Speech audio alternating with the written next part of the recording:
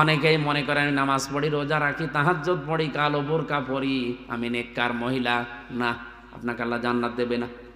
আপনাকে জান্নাত দেবে যদি 4টা গুণ আপনার ভেতরে পাওয়া যায়।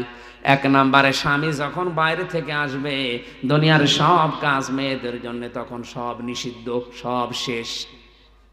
আপনি স্বামী, নবী বলেন যখন স্বামী আসবে দুনিয়ার সব কাজ ওই মহিলার জন্য স্থগিত। যত বড় কাজ থাক সব বাদ। স্বামীকে সময় দেওয়া ওর জন্য ফরজ, ওর জন্য কি। দ্বিতীয় নম্বরে, যে স্বামী যেটা পছন্দ করে ওটা যদি জায়েজ হয়, আপনার জীবন থাকতে ওইটা পছন্দ করা লাগবে।